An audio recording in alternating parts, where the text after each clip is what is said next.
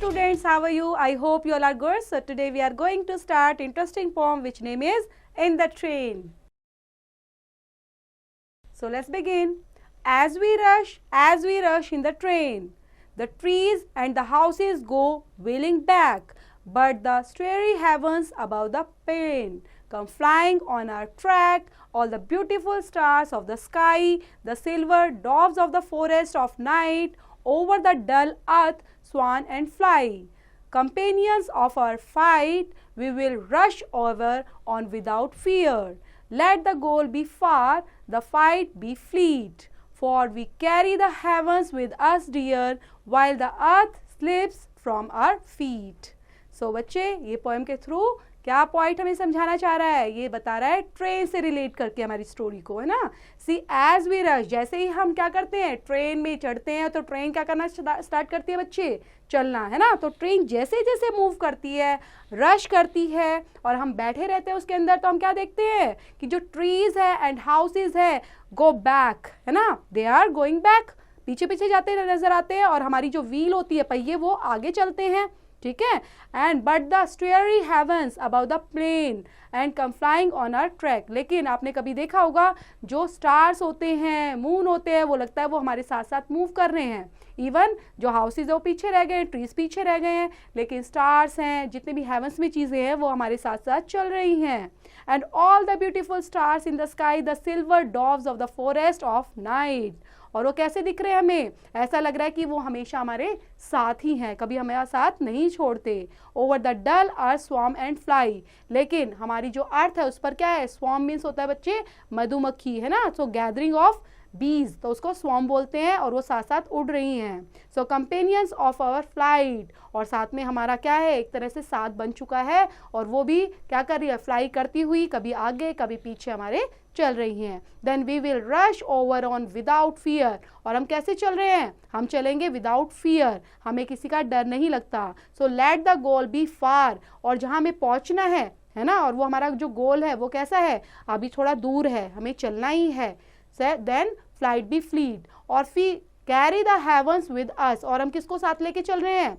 सब चीज़ों को पीछे छोड़ रहे हैं, लेकिन अपने हेवंस को अपने साथ लेकर चलते हैं. तो सेम यहाँ पर बच्चे, यहाँ पर जो पॉइंट है वो बताने की कोशिश कर रहा है, हमारी अर्थ पर जो थिंग्स हैं, जो चीज़ें हैं, जिसमें बहुत सारे हमारे आगे पीछे हमें जो चीज़ें नज़र आती हैं, ठीक है, तो मटेरियल जो हैं वो उनको एग्जिस्ट करते हैं हमारी लाइफ के अंदर, तो उसको इतनी इंपॉर्टेंस नहीं देनी चाहिए, क्योंकि वो सब चीज़ें हमसे छूट जाएंगी. लेकिन जो हमारे वर्च्यूज़ होते हैं, हमारी गुड वाइब्स होती हैं, जो पॉजिटिव थिंकिंग होती है, वो हमेशा हमारे साथ चलती है, और उनको ही फॉलो करना चाहिए. ठीक है. तो जैसे स्टार्स और मून और ये सन हैं, हमें फॉलो करते हैं और हम भी इनको फॉलो करते हैं और सदा हमारे साथ बने रहते हैं. सेम एज इट इज़ हमें अपने वर्च्यूज़ को भी और अपने अच्छी चीज़ों को अपने साथ में रखना चाहिए. So this poem is written by James Thomson. About the poet, James Thomson was born in 1700.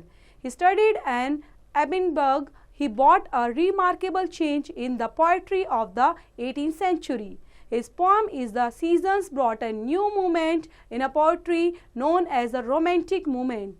In his poems, we feel a throb of life and beauty. Sometimes Thomas moralizes his songs and draws a moral from a common experience as in the train. So about the poet के बारे में बच्चे यहाँ पे बताया जा रहा है. जो जेम्स थॉमसन है, उनका बॉर्न हुआ था 1700 में.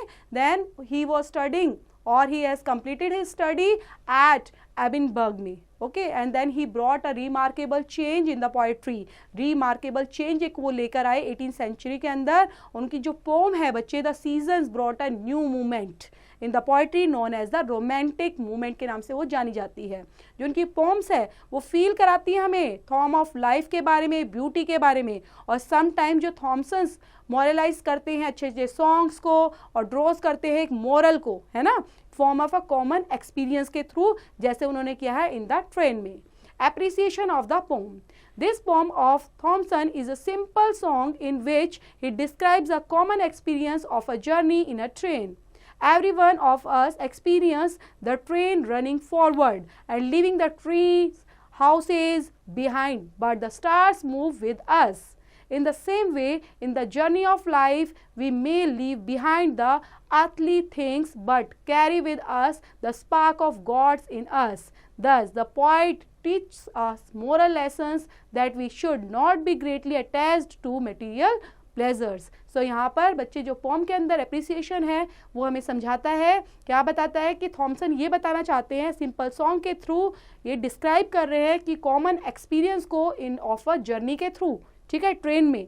सो एवरीवन को, हर एक को एक्सपीरियंस होता है बच्चे ट्रेन के अंदर. ट्रेन जैसे ही रन करती है तो रनिंग कैसे करती है, फॉरवर्ड और लीव करती है, और लिविंग करती चलती है ट्रीज एंड हाउसेस को बिहाइंड, है ना, पीछे छोड़ती चलती है. लेकिन हमारे साथ स्टार्स हैं, वो मूव करते हैं. देन इन द सेम, वही चीज़ आपको समझा रहे हैं कि सेम वे में ही जो जर्नी ऑफ लाइफ है हमारी, ठीक है, जो अर्थली थिंग्स है उनको हमें छोड़ देना चाहिए और कैरी किसको करना चाहिए, स्पार्क ऑफ गॉड, ठीक है, जो गॉड का स्पार्क है हमारे अंदर. तो गॉड ने हमें क्या स्पार्क दे रखा है, हमारी पॉजिटिविटी का जो स्पार्क है उसको बनाए रखना चाहिए अपने साथ. Thus the poet reaches the moral lessons that we should not be greatly attached to material pleasure. So ये नहीं हमेशा मटीरियल प्लेजर्स के साथ ही हम जुड़कर रह जाएं, ठीक है. सो बच्चे, this is the end of the poem. So I hope you understood all these things. और again you have to do, और रिलेट करती हूँ एक्सरसाइज बच्चे, डू योरसेल्फ.